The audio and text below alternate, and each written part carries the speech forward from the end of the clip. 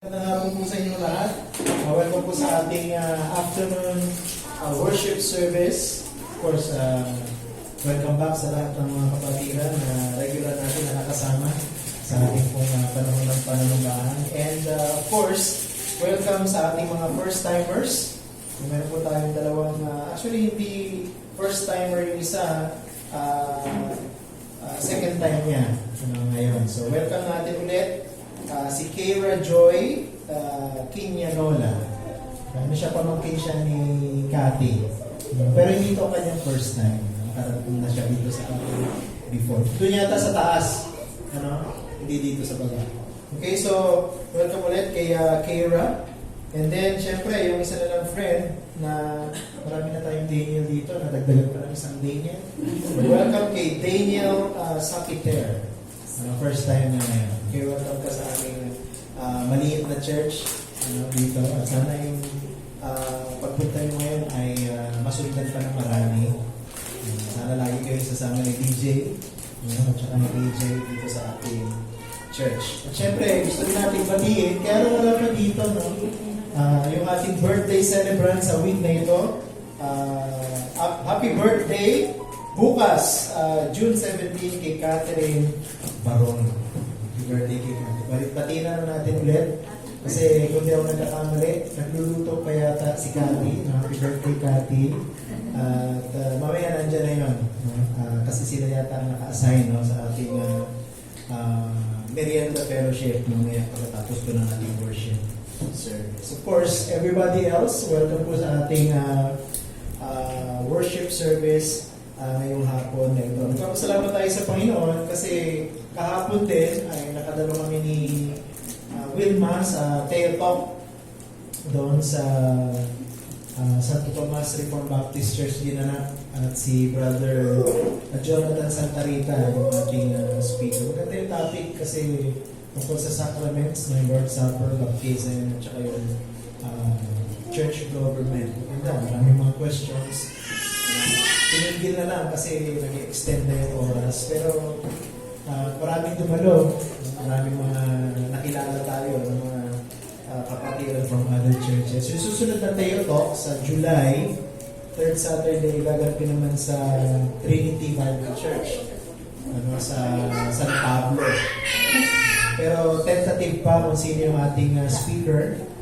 Siguro i-announce na lang sa website o sa Facebook page ng association kung sino. Pero definitely, 3rd Saturday ng July at ang lugar na pagdadausan ay sa Trinity Bible Church sa San Pablo. Tingnan niya kung lahat. Kung kayo interesado na dumalo, ay makipag-ugnayan lamang po para makita natin yung ating attendance sa pagpunta natin dun sa lugar na yun. Maganda po yung mga topic. At i-announce din po sa susunod yung topic para sa darating na buwan ng July. And of course, on Tuesday, ay nakadalo din po tayo sa meeting ng association ng Calabarzon. At yun yung ating second attendance. At tandaan niyo, meron po tayong requirement na 6 attendance na sunod-sunod para tayo po ay maging formal na member ng association. So, meron na tayong 2.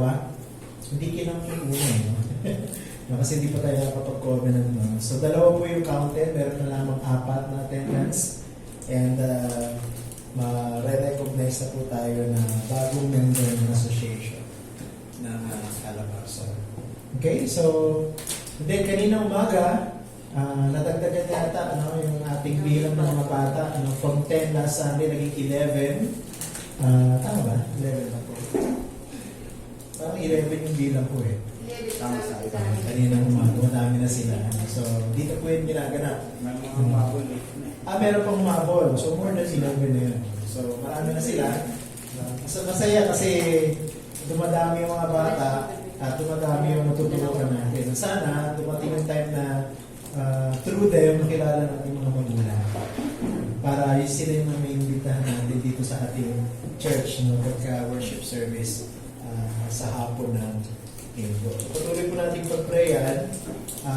If you would like to continue your support sa ating pong mga bata, welcome na po yan. Kaya kung gusto niyo rin pong mag-volunteer, no, para tumulong sa mga bata, ay welcome dito. Makipag-ugnayan lamang po kila Paul, no, kila Maui, para po, kung dadami na po yung volunteer, pwede natin siguro i-schedule, no, para hindi sila magkasabay-sabay sa araw ng Sunday morning. Okay, so pag-pray nyo rin po, kasi meron po tayong pinaplano na simulan yung ating church oversight. No? Ano ba yung church oversight? Yung church oversight ay one-on-one meeting with the pastor ng mga covenant members ng ating church. So, ano nangyayari sa oversight? So, kumustahan, no? Of course, may prayer time. So, ito ay tingin ng mga pastor sa kanilang mga miyembro sa mas personal level. Okay, so malayo pa naman yung December at 12 pa lamang naman yung ating covenant members. So, I think I can schedule everyone na magkaroon ng oversight bago matapos ang taong 2024. Okay, so siguro ipopost ko na lang yung magiging schedule at siguro mag-uusap na lang tayo kung anong araw ninyo gusto. Pwede nyo kaimbitahan sa KFC kung gusto ninyo. Doon tayo. Kanto fried chicken. Yung tinutawag ko. So, kaya naman dito tayo sa church building, pwede po yan. No? Kung anong araw, pwede rin kayo mamili. Kung kailan kayo libre, pwedeng Sunday kung gusto niyo, pwede rin naman weekdays. Basta i-schedule natin ang bawat covenant member. So isa pang bagay, nabanggit ko ng Wednesday, no, meron po tayong sa mga susunod na magkakaroon po tayo ng tinatawag na covenant meeting. Yung covenant meeting ay meeting po ng mga covenant members ng ating church.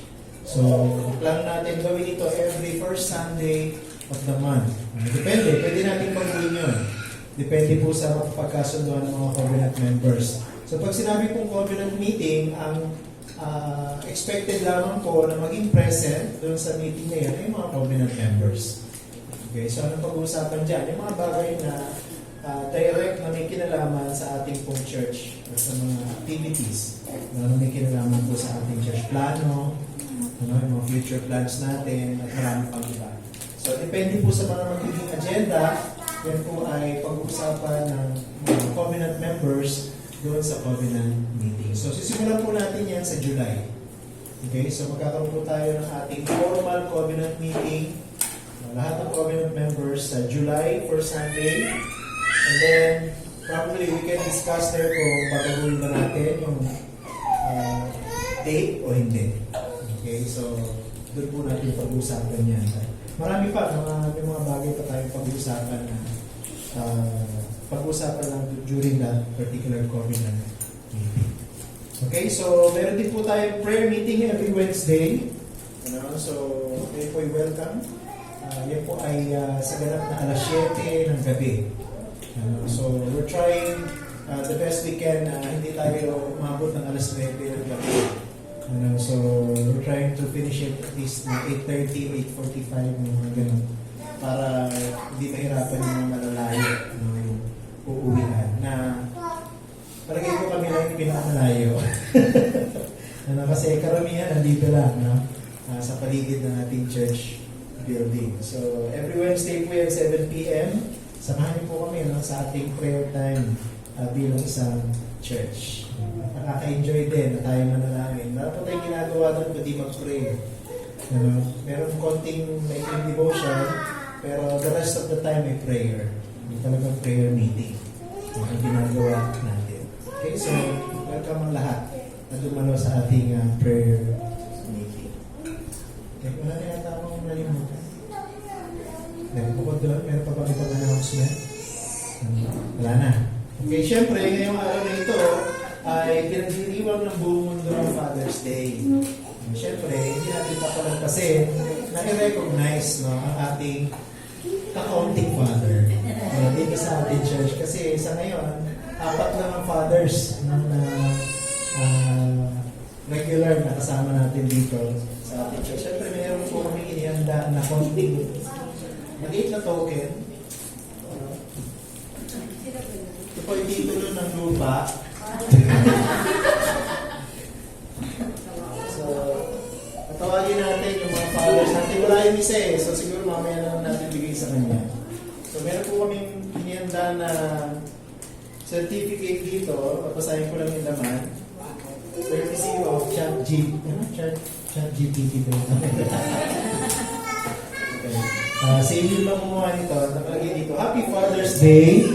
Today we honor the incredible fathers who shape our lives with their love, wisdom, and guidance. The Bible offers many examples of fatherhood reflecting qualities that every dad strives to embody. In Proverbs 22 verse 6 it says, Train up a child in the way he should go, even when he is old, he will not depart from it. This reminds us of the lasting impact fathers have when they guide their children with patience and love. On this Father's Day, June 16 yung nakalagay yung date. Let's celebrate the dads who, like these biblical figures, provide us with strength, kindness, and unwavering support. Let's thank them for their sacrifices, their teachings, and their endless love. To all the Father in CRRC. CRCC nakalagay. Sa atin ba ito? So, to all the fathers in CRRC, your impact is immeasurable and your love is a testament to God's grace in our lives. Tapos, nakalagay dito from CRRC family.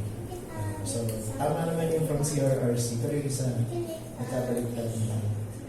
Okay, tatawagin natin. Meron lang po tayo tatlong father na present ngayon. Bakit lima ito?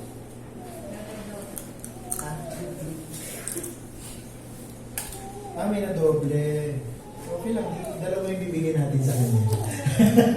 Okay, so, as I call you, please, lapit kayo dito sa harap. And then, kakaroon tayo ng picture taking. No? So, gusto natin tawagin si Daddy John Paul Tolosa.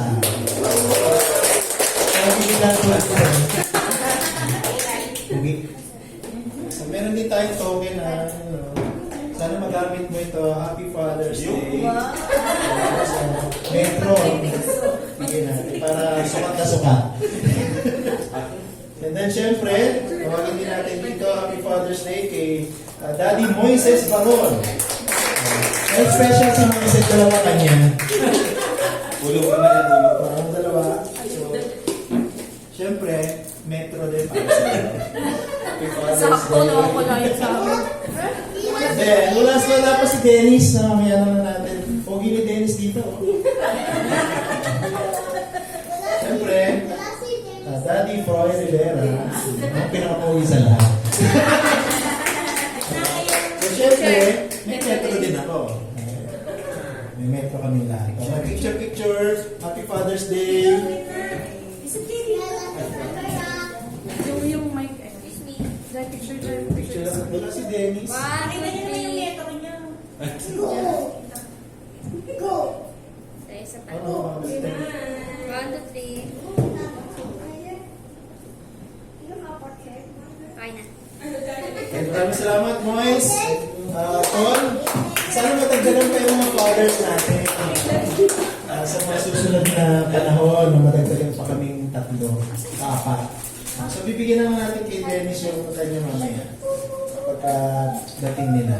Okay, Happy Father's Day po sa inyo lahat. Siyempre, hindi tayo papayag ng mothers na may recognition. Okay, so, maraming salamat. So, I think hanggang dyan na muna yung ating mga announcement. Magsisimula na po tayo ng ating pong worship service. Ngayong hapon, handa na natin yung mga sarili natin. Manalangin tayo ng personal sa Panginoon.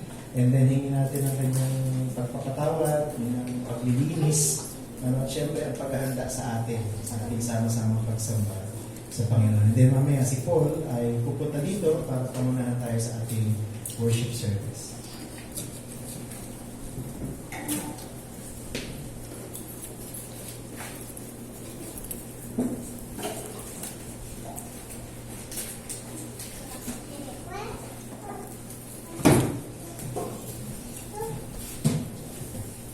Bilang pasimula po ng ating pagsamba, samahan niyo po akong buksan ng ating mga Biblia sa Revelation, chapter 15, verse 3 and 4. Revelation chapter 15 verse 12. Sabi rito, at inaawit nila ang awit ni Moises na alipin ng Diyos. At ang awit ng Kordero na sinasabi, dakila at kamangha-mangha ang iyong mga gawa, o Panginoon Diyos na makapangyarihan sa lahat. Matuwid at tunay ang iyong mga daan, ikaw na hari ng mga bansa. Sino hindi matatakot, lululahati sa iyong pangalan, o Panginoon? Sapagkat ikaw lamang ang banal, ang lahat ng mga bansa ay darating at sasamba sa harapan mo. Sapagkat ang iyong mga matutuwid na gawa ay nahayag. Ito po ang salita ng Diyos. So ito po ay sulat ni Juan kung saan nakita niya o pinakita sa kanya ng Panginoon yung mga magaganap lalo na sa huling araw. At dito makikita natin na isa sa nakita ni Juan ay yung mga banal ay inaawit nila yung awit ni Moises. No? At dito sa awit na ito makikita natin na ipinapakita ng mga banal ng maawit kung sino ang Panginoon. Diba? Kung gaano kadakila ang Panginoon at kung paano yung mga bansa ay dumarating upang sambahin ng Panginoon. At makikita rin natin dito na nakikita sa gawa ng Panginoon yung kanyang kamangha-mangha at kadakila-kilang pangalan. Ito yung nakikita at nahayag sa pamagitan ng kanyang gawa. At sa hapon pong ito ay sasabayin din natin ang ating Panginoon sa pamamagitan ng pag-awit. Kung saan ay awitan natin siya dahil nakita rin natin ang kanyang kamangha-mangha na gawa, lalo na yung gawa niya sa mga taong iniligtas niya, yung gawa ng kaligtasan. At lalo na sa ibinibigay at inaalok niya pang kaligtasan sa mga wala pa kay Kristo. At dito ay aawitan natin siya ng may paggalang sapagkat ang gawa ng Panginoon ay kamangha-mangha. At gumawa rin ng Panginoon sa puso ng bawat isa ng kamangha-mangha na kaligtasan. Tayo po yung tumayo at awitan natin ang Panginoon na siya nagligtas sa bawat isa.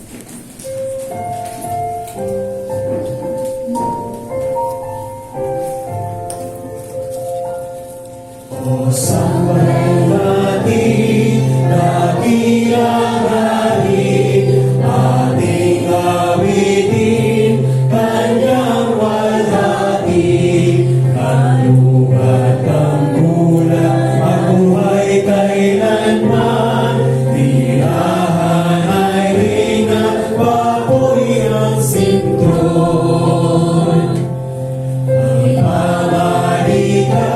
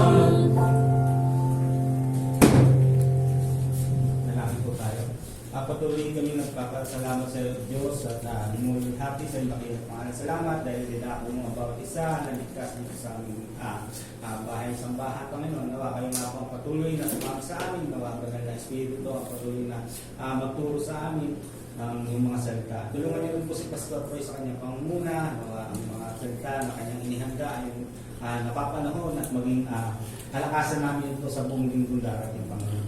Hulihan mo kayo kung ang patuloy na sumama at nawa magligtas kayo ng mga wala pang kaunayan sa Panginoon Jesus. Muli sa inyo po namin pinagkakayan lahat. Ito po yung dalangin sa ating Christ na kami at tagapagpapalala. Makakulang po lahat. Muli po tayo makakita.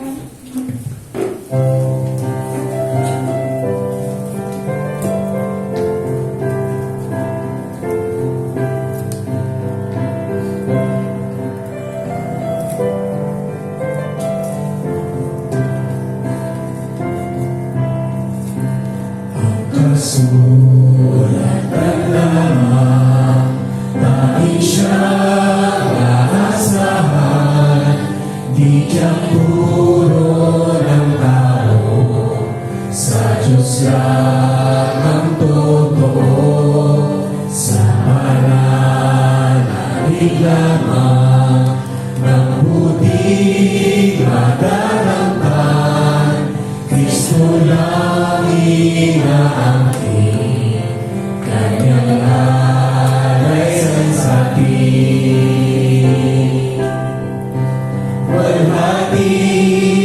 Walhati sa Diyos lamang, Iglesia, tinubos siya'y itanghal, inalaya, ingatan, tayo'y lumusan.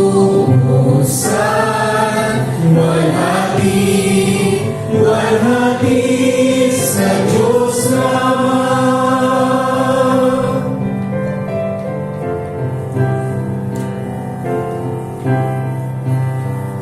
Sa biyaya lang, ay walang karapatan ang mambubinisan ng kapanatang muli. Titindig kay Kristo lang ang batong padulukan, ang kanyang paghahari, laging mananalig. Walhati sa Diyos lamang, Iglesia, tinubos siya'y itanghal, inalaya, ingatan, tayong lulusan.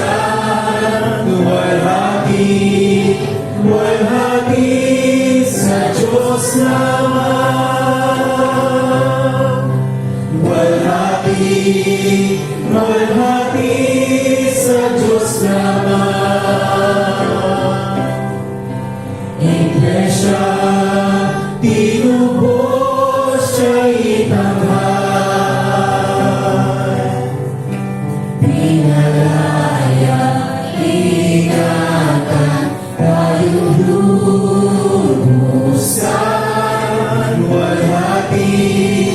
Walhati sa Diyos lamang.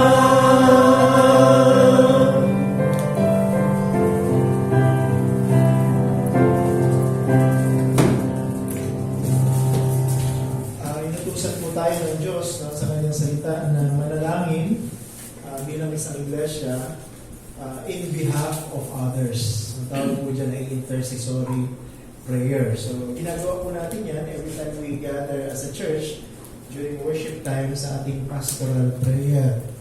Okay, so meron po ba kayong mga kahilingan sa panalangin o gusto niyo pong isama? Siyempre, pagpasalamat natin sa Panginoon ang ating mga visitors, si Daniel, si Kira. And then, nagpapasalamat din tayo sa birthday ni Kathy bukas. Okay, at sa mga activities na binanggit natin kanina, yung Teo Talk, at saka yung meeting ng association. Salamat din tayo. Sama natin sa Thanksgiving. Meron pa po ba? Gusto mo? Gawin? Uwi ka na naman. Pero kaya umuwi. Siya po ay nagdodorm sa Santa Mesa. Bukas ay bibiyahe ulit siya. At sana kasama ulit natin si Gawin sa Sunday. Para, tsaka sa Wednesday sana. Para matagtagin yung ating malalaki na pwede mag-pray sa prayer meeting. Meron pa ba? Prayer request? Si tatay pa rin niya. Oo, no, yung isa kong kasama kong nagda-dialysis nung nakaraang Thursday ay nagkaroon ng mild stroke. Yung kanyang heart ay siguro may bara eh. Kaya lang hindi alam kung saan.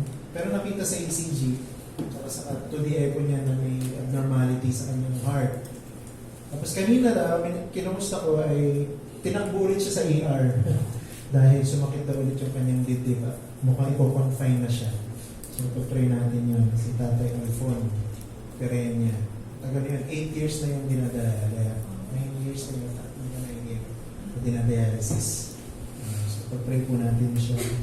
Then, syempre, nagpapasalamat din tayo sa pagbabalik ulit ni Diego. Tagal natin pinag-asama si Diego. Welcome back. Kay Diego.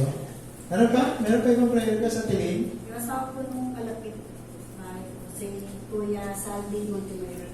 Pakisulat. Ang pangalan ko? Saldi. Saldi. Baka pangalan pa naman talagang yun. Saldi. Anong problema po niya? Full recovery po na kang-opera lang sa colon. Colon. Pakisulat. Saldi. Montemayor. Mahalin yung apelido ah. Montemayor. Parang sa Batang Quiapo ah. Meron pa po yung prayer request? Paul? Ay, oo, si Saya po. Noong nakaraang Wednesday ay okay yung kanyang kalagayan na wala na yung lagnat. Pero bumalik. Kailan bumalik? Gabi. So, pero naka-attend siya kanina umaga. Baka nabinan. Pag-pray natin si Saya. Sana ay ang suspension namin kanina baka may pilay eh. So, ipahilot natin kay Kawilma. Galing yan. Mamaya siguro tapos ng worship service para home visit natin kay Kawilma para hilot o may pilay. Okay, si Saya. Si Saya po ay panganay ng anak ni Paul sa kanyang mami. Okay? Meron pang prayer request? May. Thanksgiving sa school. Thanksgiving kasi sa wakas. Tapos Tapos na? si Mimi. Natapos din. Parang late na silang natapos sa school year. So sa next school year, grade 12 na siya. Sa Monday na yun. So pag-pray din natin yung mga ang tawag doon, move up. Tsaka yung ibang magsisimula sa panibagong din yan. Sa qualifying exam ko ng STEM, sana po makakasama. Saan ang school? Sa Sprague. Spraken. So mag-exam si DJ para sa STEM program. Bakit mo dalawa? Kaya dalawa ni Daniel. So pray natin, yung dalawang Daniel natin. So ano pa? Meron pa? Pakisulat naman, sinusulat ba? Ani? Kasi may mali. Meron pa? Ivan. Provision ng mga para po sa mga magulang na mag-i-enroll na naman kasi. Oo. So, itong mga buwan na darating ay ano na naman to mahigpitan ng sinturon. Kasi maraming gastusin. Bibili ng mga bagong uniform, bagong gamit sa school, yung enrollment, no? Mga bayarin. So, pag-pray natin ang mga magulang na ang tawag dito, budget na mahusay, no, yung kanilang incomes para mapagkasya. Mahirap talaga. May panahon talaga na gano'n. Pero lumalagpas din naman yun. Yung panahon yun. Medyo nag-stabilize, no, yung kanilang budget. Pero sa darating na 2 buwan, at least marami gastusin ko. Okay? Meron pa?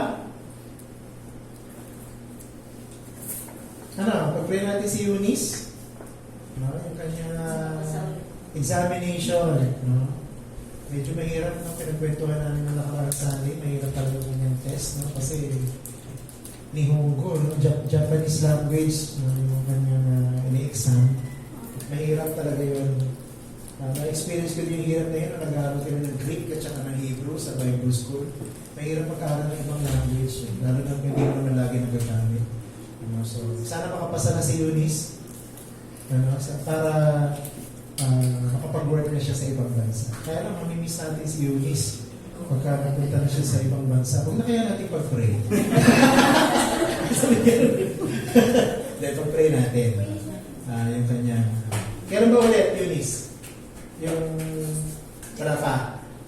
So, to be arranged na yung kanyang examination. Okay, meron pa? Siyempre, pag-pray natin mga nagtatrabaho sa ating mga kapatiran. Iba-ibang trabaho dito pero mahirap lahat. So sana i-bless natin yun. Okay. Nana, kayo ng listahan? Ayan. Sige po, samahan niyo po ako manalangin. Pag-pray natin itong mga prayer items. Kami naman, kami pinagpapasalamat sa inyo sa hapon ito. Kasi may privilege din kami not only to worship you but to approach you in prayer. Ang pananalangin ay isang pribilehiyo na nai-enjoy lamang ng mga tao may totoong relasyon sa iyo sa pamamagitan ng iyong anak na si Jesus. Ang panalangin ay ang aming pong malayang paghahayag ng aming mga pangailangan sa iyo at ang pagsaliksik ng iyong kalooban patungkol po sa mga bagay na ito. Naniniwala po kami na kayo may sariling kalooban ng pamamaraan. Meron po kayong takdang panahon at kagustuhan. Ganun pa man, bilang mga anak ninyo, gusto namin sabihin sa inyo ang aming mga pangangailangan. Alam namin na kung ayon sa kalooban ninyo, kayo po ay tutugon. Gusto po namin ipagpasalamat sa inyo ang aming mga bisita sa hapon na ito. Si Daniel, siya yung unang pagkakataon na kasama namin, at si Kara ay pangalawang pagkakataon po namin nakasama sa aming pong worship service. Salamat po sa kanilang mga buhay. Thank you for DJ sa kanyang pag-invite sa kanila dito po sa aming worship service. Dalangin po namin na sana na-experience nila ang inyong special na presensya at ang kanilang encounter sa inyo at sa inyong salita ay mag-encourage sa kanila na bumalik ulit sa susunod na Lord's Day at sa marami pang mga Sunday na darating. Gayun din, Panginoon, gusto po namin na ipagpasalamat sa inyo yung natapos ng mga activity na sponsor ng aming association, yung pong meeting ng mga pastor ng nakaraang Martes sa Lumban, Laguna. Salamat po sa lahat ng mga dumalo, mga pagkasunduan. Natapos po namin yung pag-i-edit ng Constitution na gagamitin po ng association sa pag-apply sa SEC registration. Salamat po namin na sana po ay ma-aprobahan ito kasama na ng ibang mga requirements ay kumpleto at naipasa namin sa takdang panahon. Nagpapasalamat din po kami sa natapos na Teo Talk noong Sabado, kahapon. Napakaganda ng mga paksang pinag-usapan. Maraming mga kapatiran from different churches ang dumalo. Maraming questions na lalo pang nagpa-enrich ng aming pong learning experience. Dalayan po namin sa susunod na mga buwan sa aming pong mga Teo Talk. Maraming pang dumalo, maraming pang mag-bless, at maraming pang makinabang sa mga paksa na ihanda at tatalakayin. Salamat din kami, Panginoon, sa mga fathers na ng aming church. Salamat kay Moises, kay John Paul, kay Dennis at sa inyong lingkod na tumatayo ng mga ama, ng mga represented families dito po sa aming church. Dalangin po namin, dagdagan niyo po kami ng maraming pang mga kalalakihan at sana ang mga kalalakihan ito ay totoong maging mga pinuno, hindi lang ng mga sariling mga tahanan, kundi mga pinuno ng iglesia. Ngayon din, nagpapasalamat kami sa lahat ng fathers sa buong mundo, from different parts of the world, from different churches. At alam namin na marami ay nire-recognize, pero sana huwag namin makalimutan ang mga magulang, ang mothers and fathers ay dapat talagang binibigyan ng appreciation every day dahil ang kanilang contribution sa aming mga buhay ay hindi matutumbasan dahil ang kanilang mga influence sa amin ay priceless. Bless you po sila, Panginoon, at sana maging blessing din po sila sa marami. Hindi, nagpapasalamat kami at nakasama namin ulit si Diego for quite a while. Na-miss namin siya. Ngayon, nakasama ulit namin siya sa aming worship service. We're happy to see him again. Maka-fellowship siya at makasama sa aming worship service. Bless him. At sana po ay lagi ko namin siya makasama sa panahon na ito na aming special na encounter with you as our God and Creator. Hindi, nagpapasalamat kami sa birthday ni Cathy bukas, June 17. Salamat po sa kanyang buhay, sa kanyang pamilya, sa kanyang mga anak, sa kanyang asawa. Sana po Panginoon ay bigyan mo siya ng malusog pang pangatawan at marami pang mga kaarawan. At sana ay isa siya sa mga maging pagpapala sa mga magulang, sa mga mother dito po sa aming maliit na iglesia. Ganyan din, dinadalangin namin yung kapitbahay nila atin na si Salvi. Meron po siyang pinagdaan ng seryosong surgery sa colon. Dalangin po namin ng complete recovery para sa kanya. Po namin medyo mahal ang gamutan. At sana kung ano man yung dahilan kung bakit siya nag-undergo ng surgery nito ay ma-address at maging safe ang kanyang buhay. Dinadalangin din namin si Saya. Bumalik po yung kanyang lagnat, meron siyang bukod sipon. Sana po ay hindi po seryoso ang sanhi ng mga symptoms na ito. At sana pagalingin niyo po ang batang ito.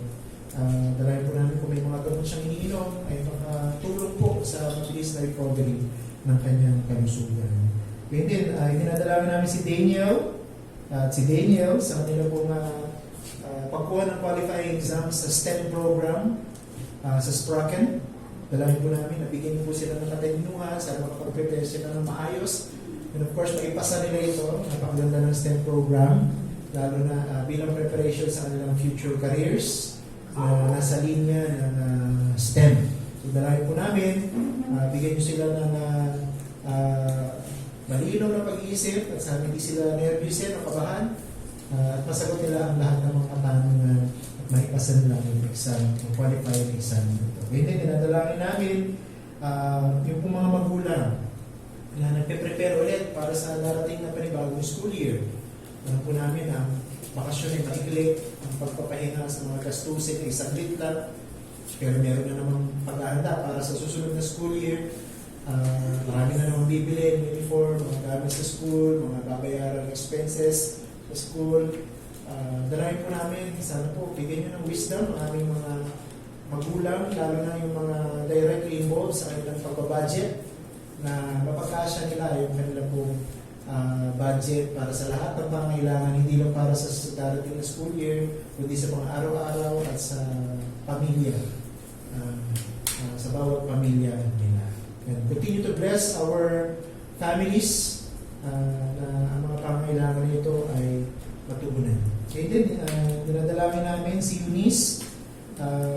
Magkakaroon po siya ng examination sa Japanese language bilang pag-apply sa isang career sa ibang bansa. Dalangin po namin na bigyan mo siya ng katalinuhan. Alam niya na yung mga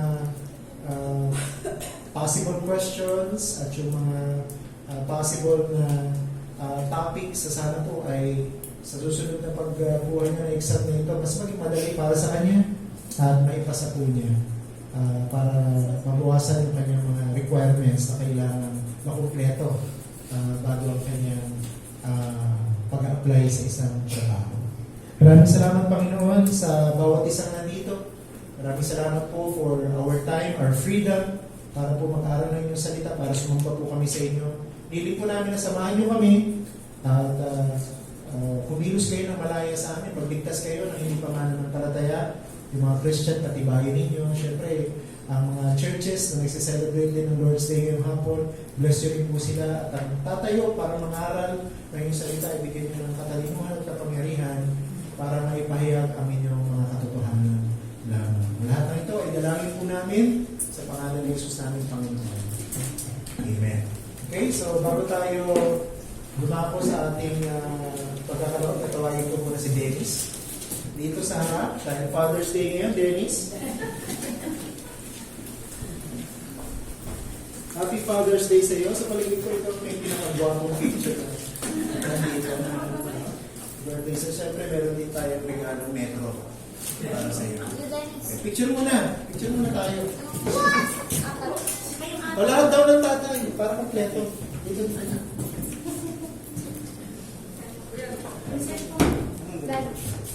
Ay.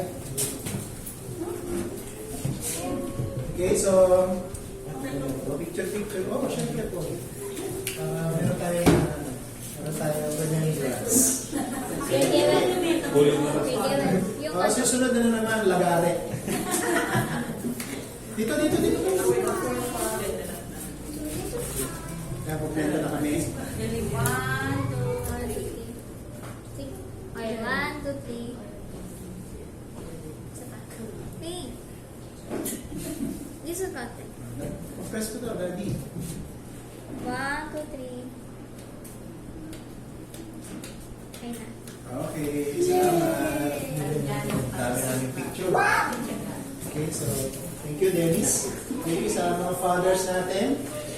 Okay, so alam niyo na, pagka nagsukat, wala na dahilan para maging balungkot. Okay, so tayo po iawit ng isang hymn. Salamat Kristo. Salamat tayo sa kanyang pagliligtas. At habang inaawit natin ito, ay lilikumin natin yung ating mga kaloob para sa gawain ng Panginoon. Ulitin po natin, yung pagkakaloob po ay bahagi ng pagsamba. So ito po ay katungkulan na dapat ginagawa natin ng may kagalakan sa ating mga puso. So ang pagkakaloob po na ito ay mandatory of course para sa mga covenant members, pero sa mga regular attenders natin, mga visitors natin, kung gusto po ninyo magkaloob din para sa gawain ng Panginoon, ay voluntary pagkakaloob lamang po para sa Panginoon. So habang nililiko po natin ito, ay awit po tayo ng isang hymn.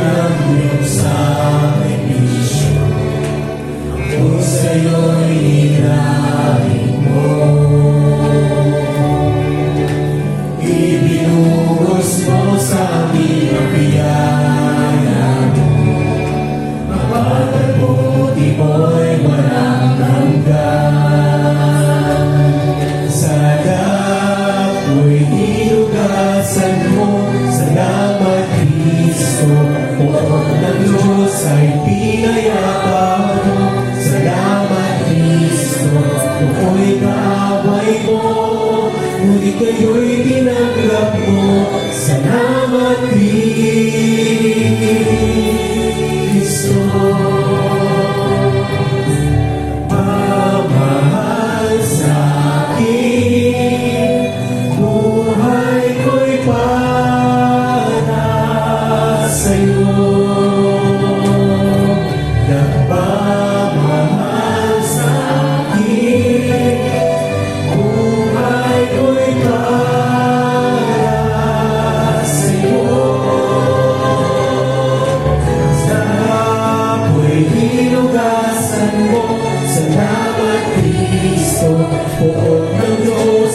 pinayapa mo. Salamat Kristo, nooy kaaway mo, ngunit kayo'y tinanggap mo. Salamat Kristo.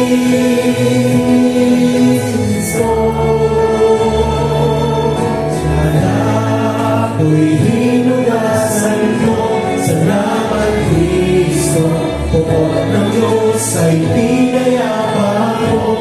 Salamat Kristo, nooy kaaway mo, ngunit kayo'y tinanggap mo. Salamat Kristo.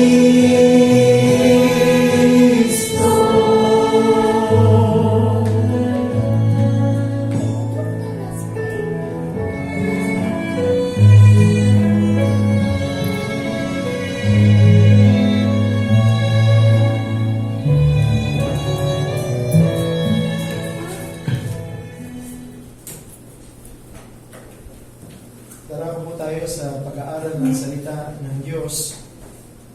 Ngayon po hapon, pinamagatan natin ang ating pag-aaral ng Be Faithful in the Midst of Evil. When I was preparing this message, of course, since today is Father's Day, ay nasa likod ng aking isip, no, yung ating mga fathers, no, dito sa ating church. At ang text po na ating pagtutuunan ng pansin ay sa Genesis chapter 6, verse 5 hanggang verse 8.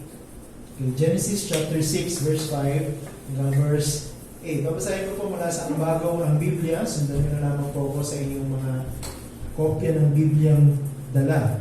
Verse 5, nakita ng Panginoon na napakasama na ng tao sa lupa at ang bawat haka ng mga pag-iisip ng kanyang puso ay palagi na lamang masama. Nalungkot ang Panginoon na kanyang nilalang ang tao sa lupa at nalumbay ang kanyang puso. Kaya sinabi ng Panginoon, lilipulin ko ang tao na aking nilalang sa ibabaw ng lupa. Ang tao, hayop, ang mga gumagapang at ang mga ibon sa impapawid, sapagkat ako'y nalulungkot na nilalang ko sila. Verse 8, subalit si Noe ay nakatagpo ng biyaya sa paningin ng Panginoon. Po ang salita ng Diyos. Dahil po sa daling manalangin namin, Ama, gusto po namin aminin sa inyong harapan na kung kami aasa sa aming sariling kaunawaan, katalinuhan, hindi namin may papaliwanag ang passage na ito. Kaya iniling po namin ang pagtuturo ng Banal na Espiritu na ipinangako niyo sa amin. Samahan niyo po kami sa aming pag-aaral at malaya po ninyong i-apply sa amin ang mga katotohanan ito na relevant sa aming pong kasalukuyan panahon. Kung aming dalangin sa pangalan ni Jesus. Amen.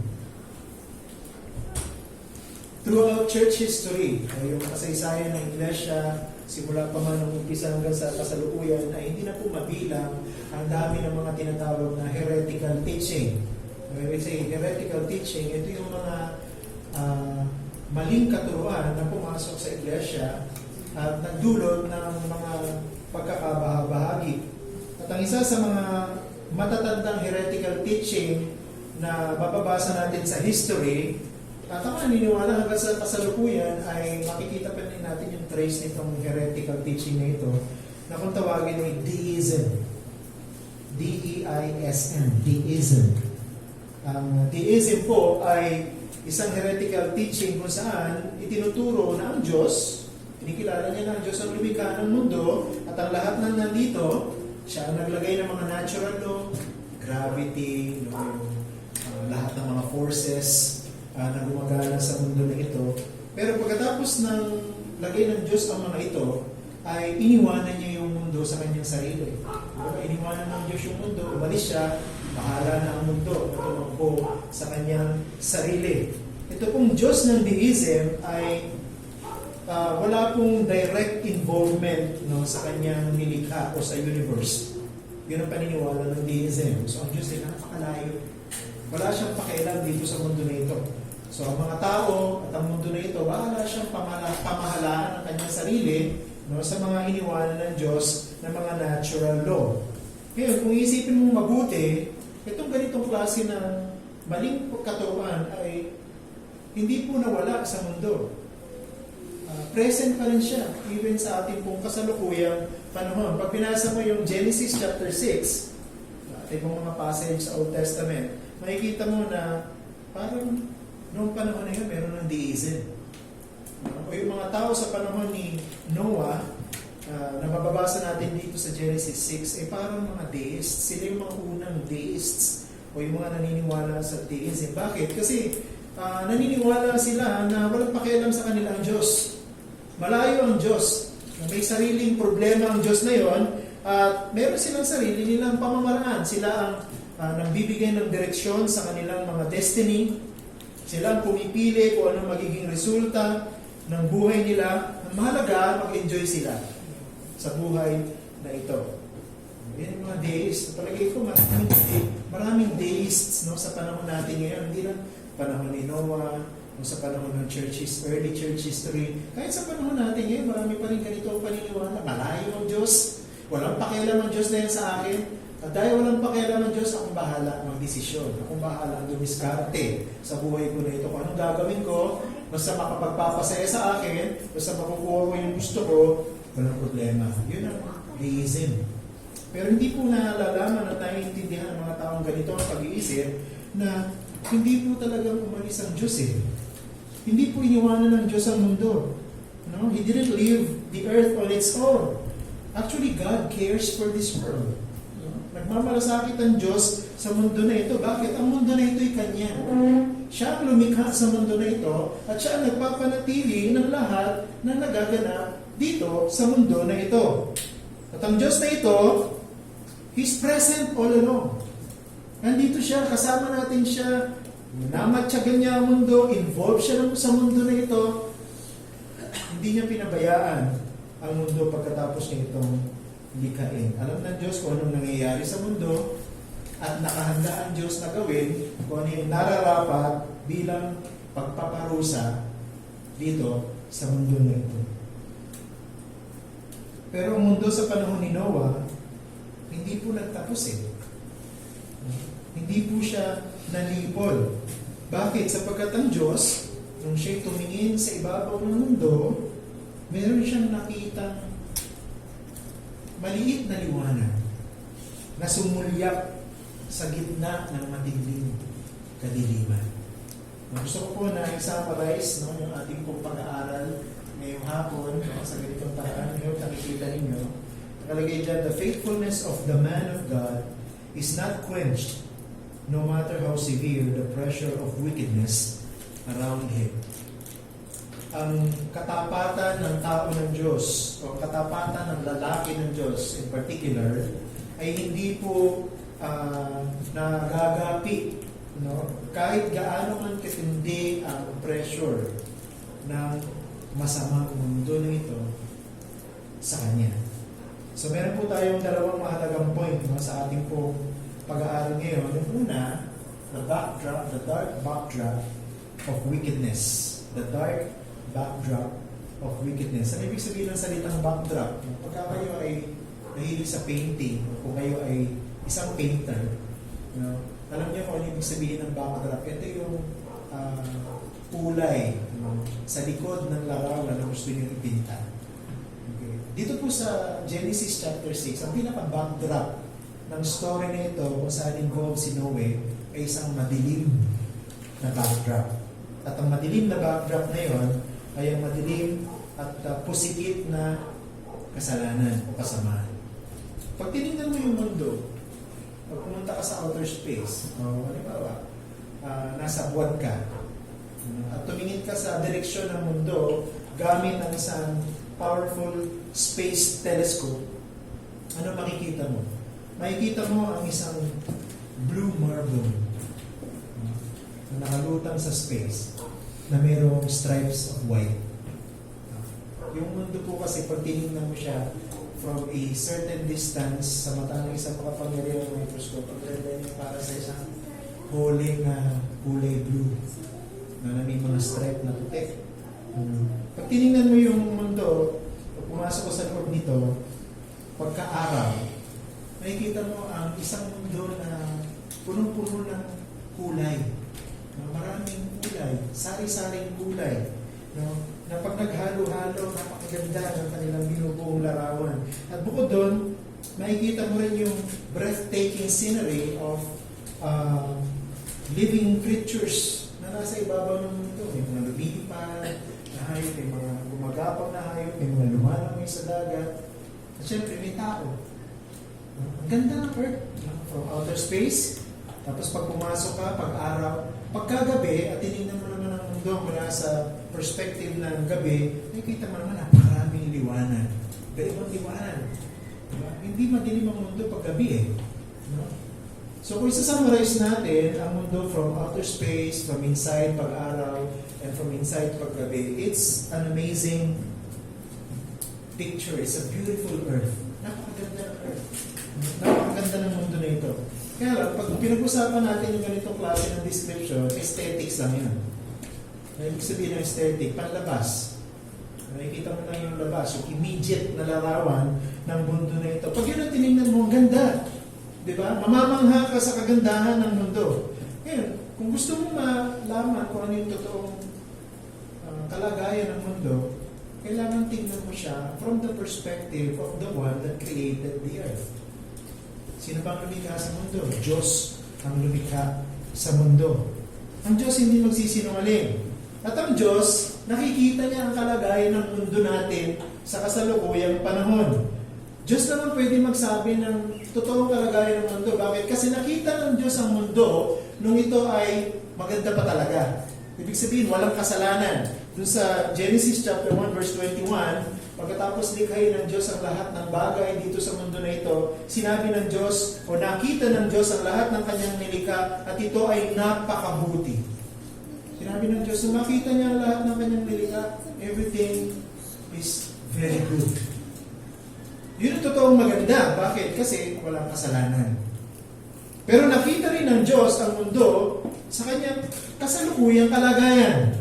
Pag binasa mo dun sa Genesis chapter 6, dito sa chapter na pinag-aaralan natin, verse 11, ganito yung makikita mo. At naging masama ang daigdig sa harapan ng Diyos at ang lupa ay napuno ng karahasan.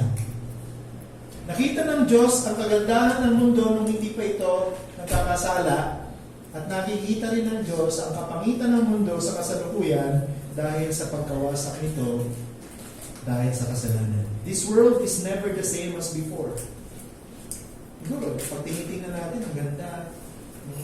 Parang gusto kong pumunta sa bansa na yun, parang gusto kong pumunta sa bansa na yun, kasi ang ganda. Napaka-Instagrammable. Pero totoo, hindi na po yun ang kagandahan ng original Earth. Dahil nasira na po ang Earth na ito ng kasalanan. Sin destroyed everything in this world. At hindi lamang po sinira ng kasalanan ang physical Earth, kundi sinira din po ng kasalanan yung mga tao na nakatira sa mundo. Nanood ka ng news. Bakit ang weather natin hindi na katulad ng dati? Global warming. Dahil sa global warming na ito, yung maraming parte ng mundo, binabalik. Meron pa naman yung kay Jessica Soho ng KMJS na meron po isang bahagi ng Pilipinas na ngayon na unti-unti nang lumulubog. Mawawala na sila sa mapa. Bakit? Kasi tumataas na yung level ng dagat. Darating ang panahon, hindi na sila pwedeng tirahan. Sabi nga po ng DNR, uninhabitable na po itong island na ito. Pero marami pa rin tao nakatira. Bakit nangyayari yan sa mundo? Because of sin. Tingnan mo yung mga tao sa mundo. Kung paano nila tratuloy ng isa't isa. Bakit may murder? Bakit may rape? No? Bakit mayroong pagnanakaw? Bakit may mga natuloko ng kapwa nila dahil lang sa pera? Because of sin. Dahil sa kasalanan. Dito po sa passage natin, under our first major heading, meron pong dalawang larawan na pinakita sa atin na epekto ng kasalanan sa mundo. Una, man has become pervasively wicked. Man has become pervasively wicked. Nung nilikha ng Diyos ang buong mundo, ang pinaka-cream of the crop, o yung pinaka-jewel, crown jewel of God's creation, ay walang iba kundi ang tao. Tayo ang pinakamaganda sa nilikha ng Diyos. Bakit? Dahil nilikha tayo ng Diyos sa kanyang sariling larawan. He created the world. Nung nilikha ng Diyos ang mundo na ito, pag binasa niyo sa Genesis chapter 1, nilikha ng Diyos ang lahat sa pamamagitan lang ng kanyang salita. At nagsalita ang Diyos, magkaroon ng liwanag. Nagkaroon ng liwanag. At nagsalita ang Diyos, magkaroon ng mga hayop na lumilipad sa iyong papawid. Nagkaroon. At nagsalita ang Diyos, magkaroon ng paghihiwalay ang tuyong lupa at ang karagatan. At nangyari. Sinabi lang ng Diyos.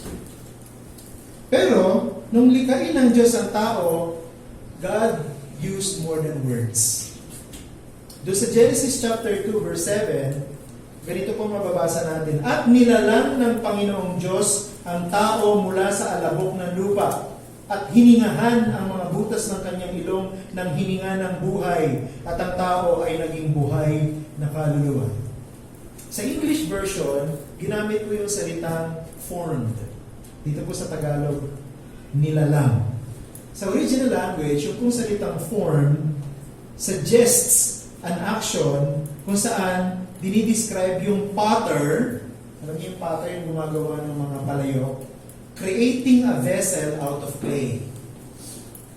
So yung salitang form, yung sinabi diyan, at nilalang o nilikha ng Diyos ang tao mula sa alabok, suggests na ang Diyos, gumamit siya ng special effort nung nilikha niyang tao. Hindi lang siya basta nagsalita at nagkaroon ng tao. Nung nilikha ng Diyos ang tao, figuratively, because God is Spirit, He used His own hands. Ang Diyos po ay Espiritu, wala talaga siyang kamay. Kaya lang, nung ginamit po yung salitang, and God formed man out of the dust, hindi niya lang sinabi magkaroon ng tao. Nag-exert ang Diyos ng special effort, and I believe God used His own hands when He created man. Man is special. Special tayo bilang mga nilikha ng Diyos. Special ka.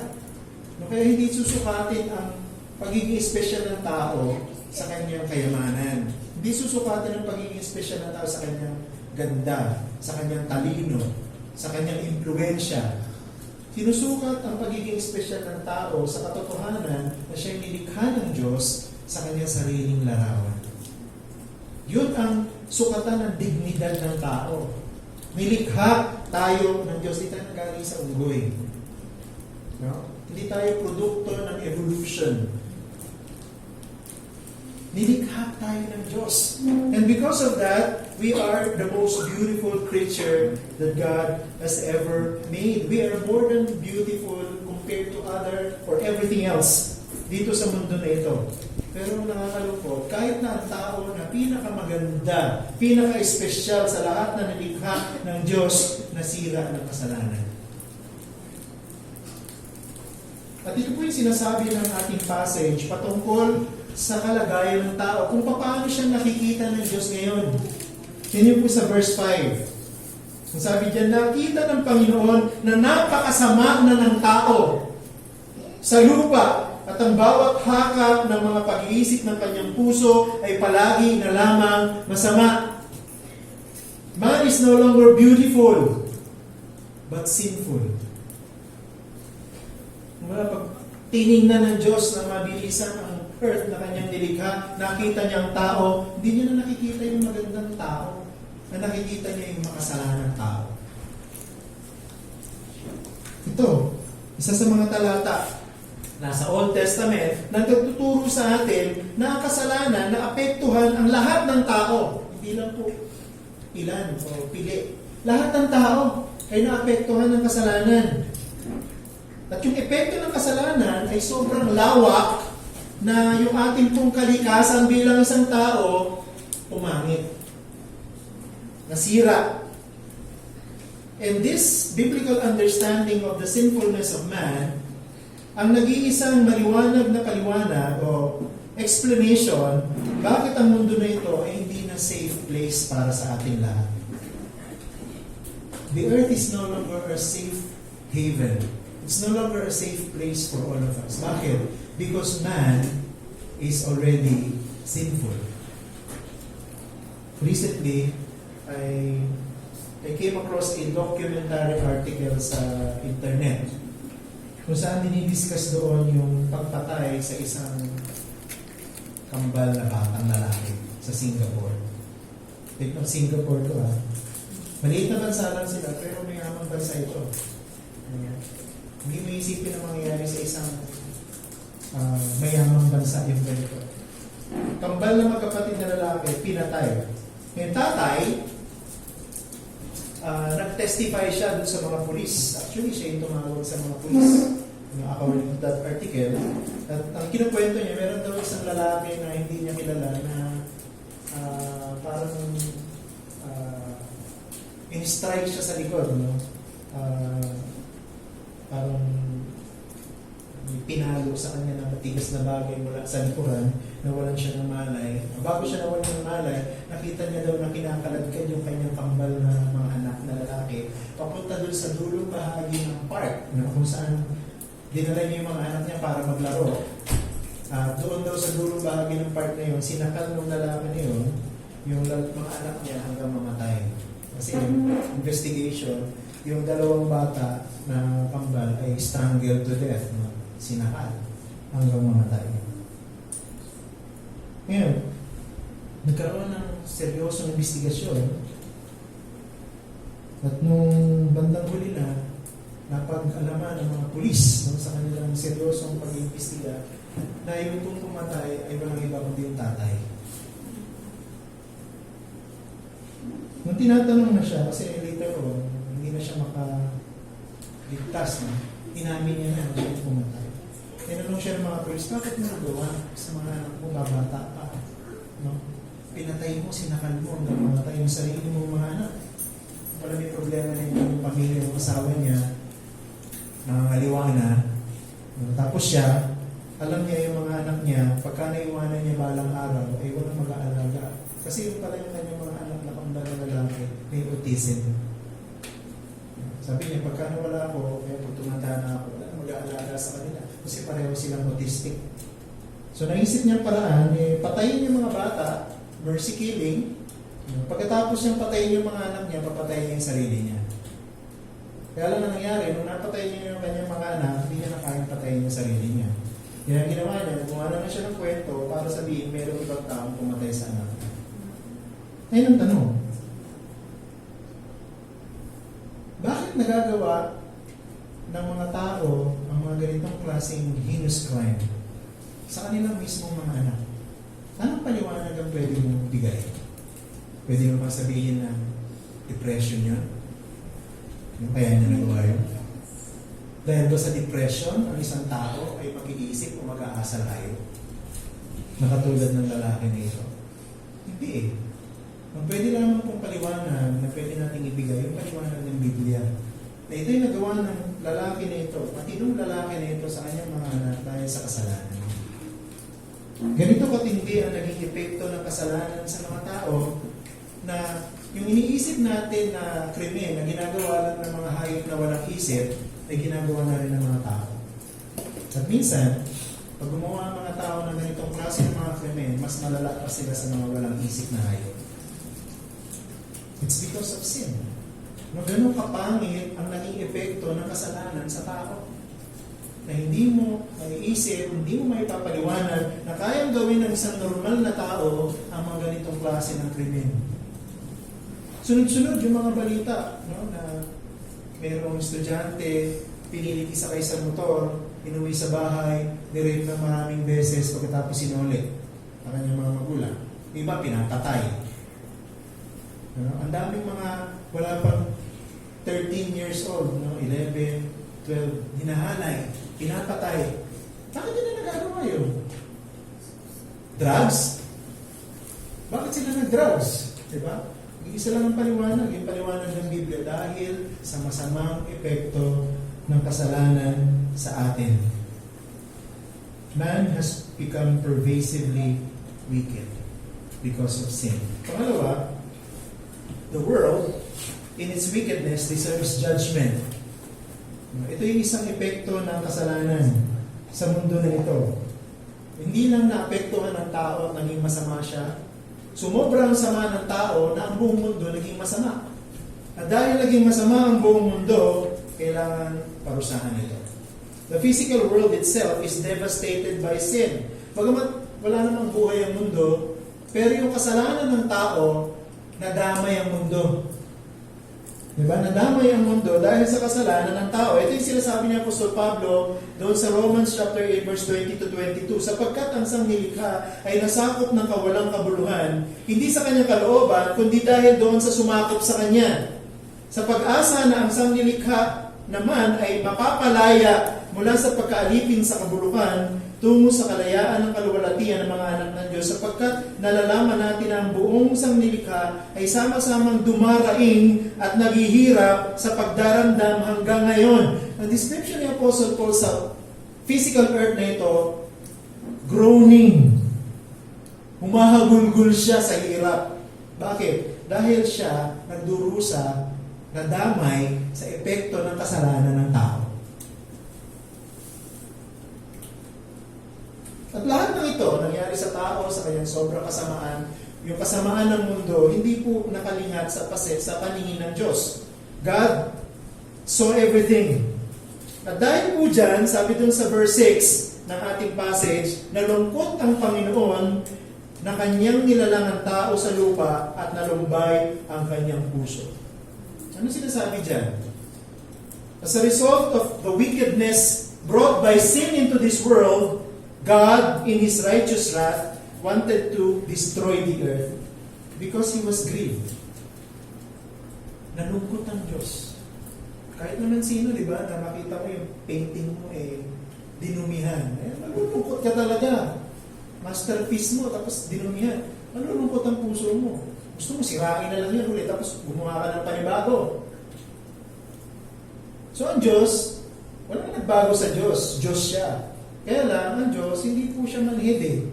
Nung nakita ng Diyos yung naging epekto ng kasalanan sa mundo at sa tao ng likha niya, na resulta ng kanilang sariling desisyon, nalungkot ang kanyang puso. At anong gustong gawin ng Diyos? Parusahan ng mundo. Parusahan ng mundo.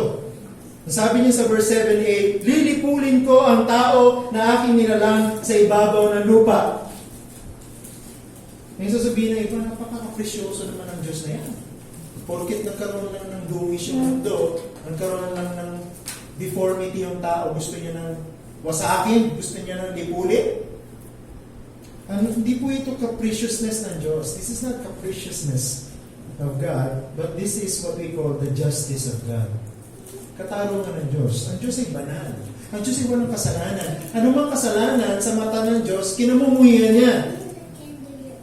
At para sa isang Diyos na banal, isa lang ang dapat na tanggapin na ang kasalanan. Ano yun? Parusa. Kasi siya holy. Siya ay makatarungan. No? At ang kasalanan ng tao na nakaapekto sa mundo ay kasalanan sa Kanya. Kaya siya nagalit. Kaya siya nalungkot. And because of His righteous anger, He wanted to punish the earth. Kaya ang tanong, ginawa ba ng Diyos na lipulin ng mundo sa panahon ni Noe? Oo, nagkaroon ng malawakang baha. Pero naubos ba ang tao? Hindi, di ba? And that brings us to our second major point. The bright hope of grace. The bright hope of grace. Ang Diyos ay hindi katulad ng tao. Totoo na ang Diyos sa kanyang kabanalan, handa siya at may karapatan siyang magparusa ng sino mang makasalanan. Pero ang Diyos ay Diyos din po na puno ng awa at biyaya. Nung nagmasid ang Diyos sa mundo, hindi lang po nakita ng Diyos ang laganap na kasamaan. Nakita rin po ng Diyos ang mga piraso ng katuwiran. Nung tinignan ng Diyos yung mundo, hindi niya lang nakita na wala ng pag-asa. Alam niyo, nakita ng Diyos yung maliit na liwanag, no, na nakikita sa gitna ng matinding kadiliman. Ewan ko, kung natandaan niyo yung kwento patungkol kay Abraham at saka ka Diyos, nung sila ay nag-bargain si Moises o si Abraham sa Diyos para sa syudad ng pangalan ay Sodom. Doon sa Genesis chapter 18 verse 22 to 33. Sabi ni Abraham, kung mayroong 50 na matuwid, lilipulin mo ba ang syudad ng Sodoma? Sabi ng Diyos, alang-alang sa 50, hindi ko gugunawin ang Sodoma. Alam niyo, nagbaba si, kung mayroong 40, 30, 20, 10 hanggang isa, kung mayroong isa na matuwid sa syudad ng Sodoma, bubunahin mo pa rin ba, sabi ng Diyos, alang-alang sa isa na yun, hindi ko bubunahin ng Sodoma. Tanong natin yung story, di ba? Anong ginawa ng Diyos? Tinanggal ng Diyos yung mga natitirang tapat sa Kanya. Si Lot, no? At saka yung kanyang pamilya mula sa Sodoma. Pero, binunaw niya pa rin yung Sodoma doon.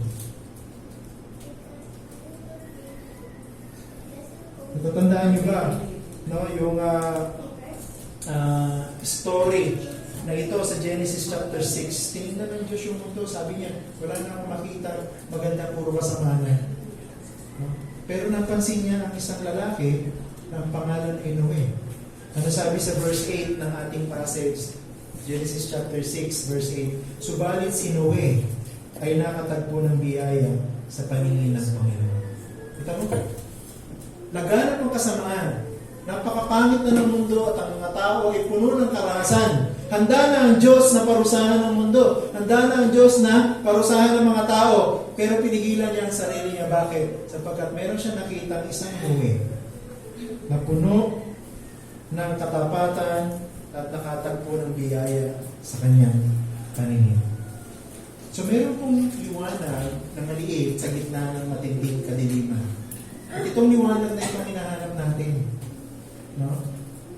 At may mga katangian yung liwanag na yun na hinahanap ng Diyos sa gitna ng mundo na sobrang masama. Una, anong unang katangian? Faithfulness shines brighter from the backdrop of wickedness. Faithfulness shines brighter from the backdrop of wickedness. Kahit gaano kadilim yung background ng iyong picture, lagyan mo ng tuldok ng puti yan. Makikita mo yung puti. Parang ganun yung nangyari sa story ni Noah. No, dito po sa Genesis chapter 6. Yung mundo na kanyang ginagawa, sobrang sama. Pero dahil merong isang Noe, nakatagpo siya ng biyaya sa paningin ng Diyos. Ngayon ang tanong, bakit nakatagpo ng biyaya si Noe sa paningin ng Diyos? Siya ba ay walang kasalanan? Meron din siya kasalanan. Makasalanan din si Noe. Diba? Tandaan natin, ang lahat ng tao ay naapektuhan ng kasalanan. No one is exempted, not even Noah. So what made Noah different? Bakit naging iba si Noe at nakatagpo siya ng biyaya sa Diyos? Bakit lilipunin ng Diyos ang mundo at ang mga tao nandito? Pero nung nakita niya si Noe, napigilan niya sarili niya na wasakin ang mundo. Anong meron kay Noe at napansin siya ng Diyos? Tingnan yung verse 9 ng ating text. Actually, yung sumunod dun sa huling text, verse ng ating text. Sabi sa verse 9, si Noe ay lalaking matuwid at walang kapintasan noong kapanahunan niya. Si Noe ay lumakad na kasama ng Diyos. Si Noe ay lumakad na kasama ng Diyos. Hindi po sinabi dyan na si Noe ay walang kasalanan.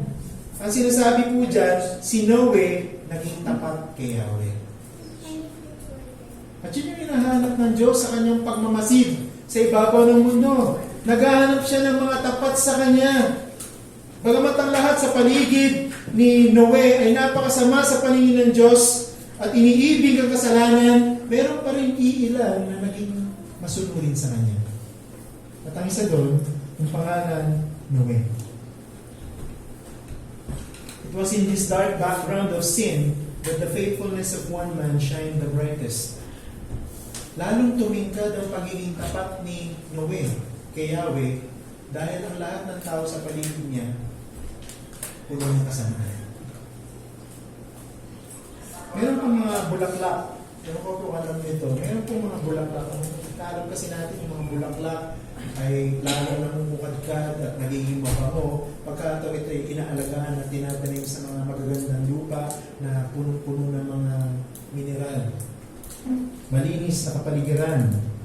Pero may mga bulaklak po na mas lalo silang nagiging mabango at mas lalo silang nagiging maganda kapag sila po ay tumutubo sa mga pangit na lupa. At ang isa po dyan, ang tawag ay lavender. Yung lavender po, isa po itong purple flowering shrubby herb na mas lalo siyang namumungad, mas lalo siyang nagiging mabango pagka siya po ay naitanim o tumubo sa maduming lupa. Doon po sa lupa na wala na halos nutrient, doon po siya lalong bumabango. Doon po siya lalong nagiging maganda. Ganyan po si Noe, kanyang kapanahonan. Lalong namukadkad, lalong naging mabango ang kanyang katapatan kay Yahweh dahil ang kanyang kapaligiran ay puno na ng kasamaan. He strived to remain faithful to Yahweh in the midst of his wicked generation. Ngayon, sineselebrate natin yung Father's Day. Meron po tayong 4 na tatay dito sa ating maliit na church. Pero kung meron ng isang katangian ay pinapanalangin natin na maging katangian nating mga tatay, hindi po yun kayamanan. Hindi po yun kalusugan. Hindi po yun impluensya. Ang hinihingi at pinapanalangin natin na maging katangian nating mga tatay, katapatan. Kaya, maging tapat sa Diyos. The characteristics of our generation today, pag pinag-aralan ng mabuti, hindi na po nalalayo sa katangian ng generation ni Noah. Ang tao po sa mundo ngayon, masama na rin. At lalo pang sumasama. Pero ganun pa man, God, just like in the time of Noah, was also searching the face of the earth. At sana sa pagtingin ng Diyos sa ibabaw ng mundo natin sa kasalukuyan, makita niya pa rin ang mga faithful men and women na katulad ni Noe. Pinapanalangin natin na sana yung mga tatay natin piliing maging faithful sa Diyos at hindi maging faithful sa mundo. Pangalawa, faithfulness is blessed by God. Faithfulness is blessed by God. Yung pong salitang found favor, nakatagpo ng biyaya, suggests a condition of gaining blessing from God. Ibig sabihin, nung sinabi ng talata na nakatagpo ng biyaya si Noe sa paningin ng Diyos, ibig sabihin, binless siya ng Panginoon. So when Noah found favor in the eyes of the Lord, the question is, ano yung nag-gain niya? Ano yung tinanggap niya? Meron pong ganitong klase ng paggamit sa phrase na found favor sa Exodus, no? Doon sa susunod na generation na yon. Exodus 33, verse 16 and 17. Ganito po nakasulat. Kapagkat paano ngayon malalaman na ako'y nakatagpo ng biyaya sa iyong paningin? Si Moises nagsasalita. Kausap niya si Yahweh. Paano masasabi na malalaman ng mga tao na nakatagpo ko ng biyaya sa iyong paningin? Ako at ang iyong bayan. Hindi ba dahil sa ikaw ay lumalakad na kasama namin, kaya't kami ay naiiba? Ako at ang iyong bayan, sa lahat ng bayan, sa banal ng lupa. Sinabi ng Panginoon kay Moises, gagawin ko ang bagay na ito sa iyo o na iyong sinabi, sapagkat ikaw ay nakatagpo ng biyaya sa aking paningin at ikaw ay aking nakikilala sa pangalan. Since Moses found favor in the sight of the Lord, ano yung tinanggap niyang blessing? Presence of the Lord. Kasama ni Moises ang Diyos hanggang sa katapusan. So, huwag natin isipin na ang Diyos dahil siya ay holy, nagpaparusa lang siya. Ang Diyos, nagbibless din siya. At nagbibless din ang Diyos sa mundo na ito, kahit ang mundo na ito ay sobrang sama. Bakit? Sapagkat nakikita pa rin ang paningin ng Diyos kung sino ang tapat sa Kanya. At yung tapat sa Kanya ay tiyak na tatanggap ng biyaya dahil makakatagpo sila ng biyaya sa mata ng Panginoon. The world is not getting any better. Diba? Yung kasalanan sa mundo ngayon, yun ang sinicelebrate sa social media. Tingnan yung social media. Kahit anong social media yan. Yung sinicelebrate, yung tinatawag na nagtitrending. No? Pansinin nyo, marami po sa mga nagtitrending sa social media, hindi naman mabuti. Yung ibang nagtitrending sa social media, masama. Bakit? Nagiging popular. No?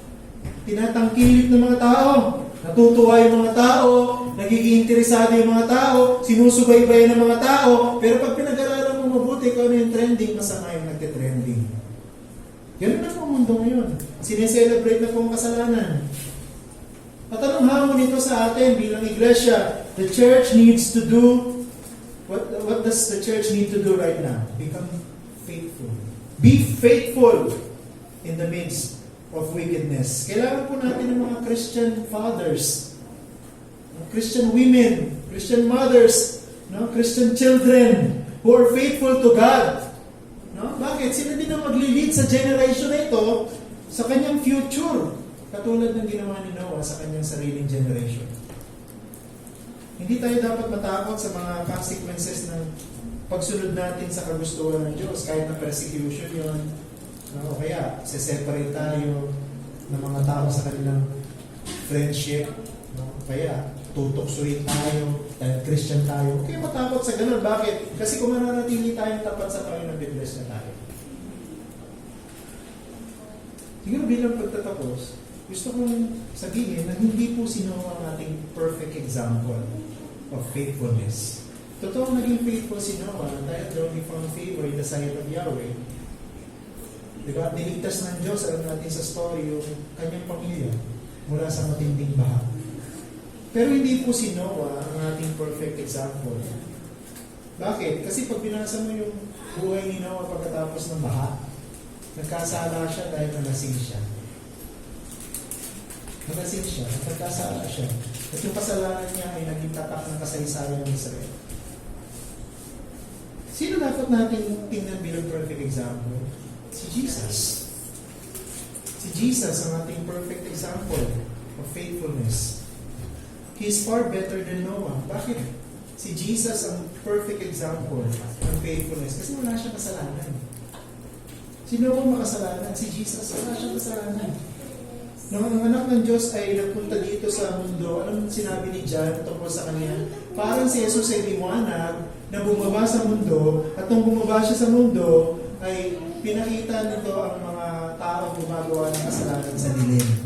Inihantad yung mga tao gumagawa ng kasalanan sa dilim. Bakit? Sapagkat si Jesus ay liwanag. Bilang resulta, nagalit ang mundo kay Jesus. At ang ginawa ng mundo kay Jesus, pinako siya sa krus. Pinatay siya. Pero alam nyo, dahil si Jesus ay nanatiling tapat sa kanyang Diyos, sa kanyang Ama hanggang katapusan, pinagpala siya ng Diyos. Anong ginawa ng Diyos sa kanya? Binuhay siya muli mula sa mga patay. At itong Jesus na ito, na tapat ang ating tanging pag-asa sa gitna ng mundo na ito na puno ng kasamaan. He is the light that overcomes the darkness. Jesus is the one that gives life to the dead. Siya ang nagbibigay ng buhay sa mga patay. At siya lang ang may kapangyarihang patawarin tayo sa ating mga kasalanan. Wala pong kasalanan na hindi kayang patawarin ng Diyos. Kahit anong kasalanan meron ka, na iniisip mo, baka hindi na ako tanggapin ng Diyos. Baka namumuhi na ang Diyos sa akin. Baka kaya nangyayari sa akin to kasi pinarusahan na ako ng Diyos dahil sa kasalanan ko. Isa lang ang paraan para maalis yung bigat ng kasalanan na yan sa puso mo. Lumapit ka kay Jesus, magsisi ka. At panampalataya ka na itong Jesus na ito ang pwedeng magligtas sa iyo. Christian fathers, na kinakausap ko ngayon, I challenge you to live a faithful life before God in this wicked world. Maging Noah ka sa iyong henerasyon. At itong hamon na ito, hindi lang para sa mga Christian fathers, para din sa ating lahat ng mga Christian. Maging liwanag ka sa gitna ng matinding kadiliman ng mundo na ito. At bigyan mo ng kaluwalhatian ng Diyos. At nang sa gayon, makatagpo ka ng biyaya sa kanyang kanin.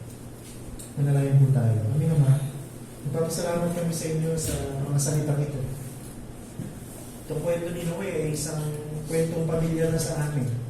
Pero ngayon, pinaalala niyo po sa amin na si Noe, katulad naming tao na nabuhay sa gitna ng isang mundong makasalanan.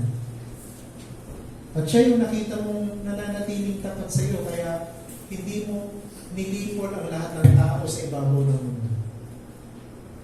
At ang panahon namin ay hindi na malayo sa panahon ni Noe. Kapag ngayon ay pinagdiriwang ng kasalanan, nagsasaya ng mga tao sa kasamaan, ginagawa ng mga tao ang mga bagay na ginagawa lang ng mga pagano sa lumang panahon. At handa ka magparusa. Ganun pa man, tinitingnan mo pa rin ang mundo na ito at naghahanap ka ng mga tapat sa iyo. Sana matagpuan mo ang mga tatay sa church na ito na tapat sa iyo. Sa kabila ng masamang mundo na ito. Na hindi kami nabubuhay para bigyan ng lugod ng mundo, kundi nabubuhay kami para bigyan ng lugod ang aming Diyos. At hindi lang mga tatay namin dito sa aming church, kundi lahat, mga nanay, mga anak, mga pamangkin, mga apo, ay maging tapat sa iyo, aming Panginoon. Kung meron pang hindi mga mananampalataya dito, sana makita nila na si Jesus lamang ang totoong tapat. Dahil siya ay walang kasalanan.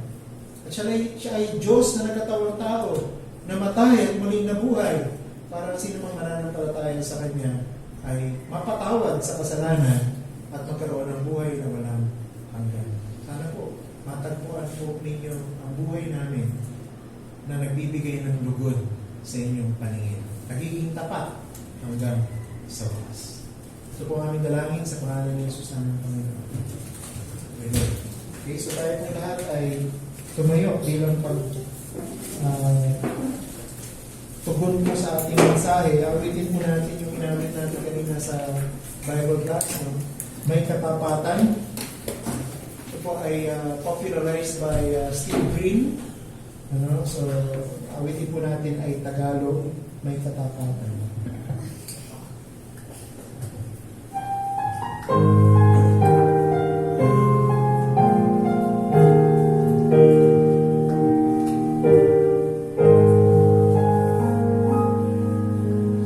Tayo'y mga manlalakbay sa sanlibutan, mga nauna sa bigbansan.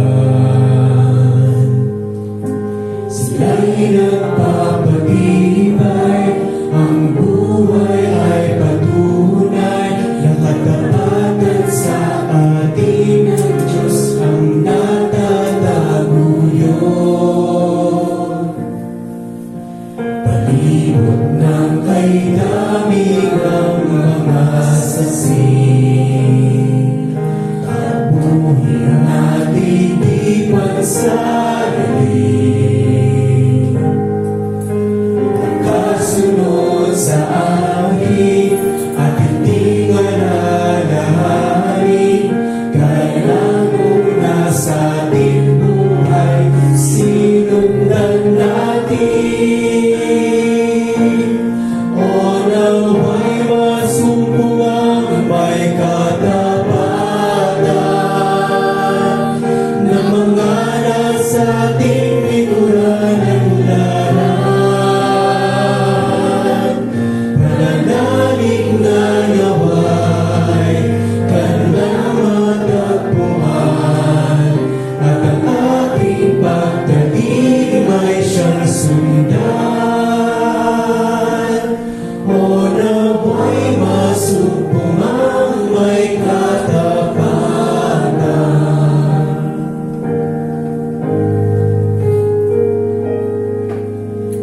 Pagkamunin natin ang pagkamukayan, kung susundanin ang naging daan. Huwag makikita, bukas na kaysa na sa landas na kailangan ng lahat matagpuan. O nawa'y masumpungang may katapatan, na mga nasa ating likuran ng laran. Pananalig nga nawa'y kanilang matagpuan, at ang ating pagdating ay siyang sundan. O nawa'y masumpungang may katapatan, na mga nasa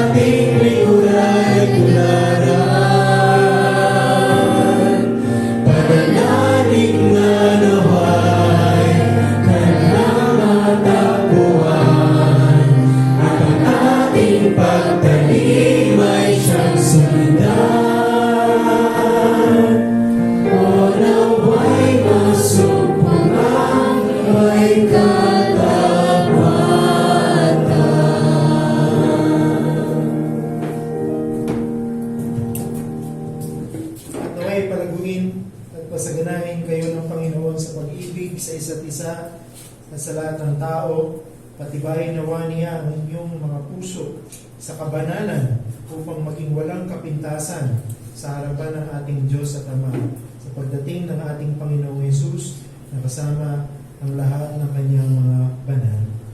Amen. Pwede sandali maupo.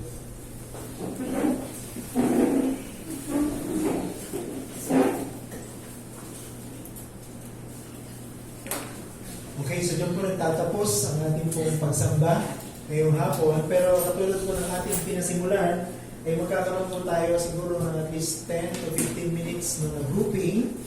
At pag-uusapan po dun sa grouping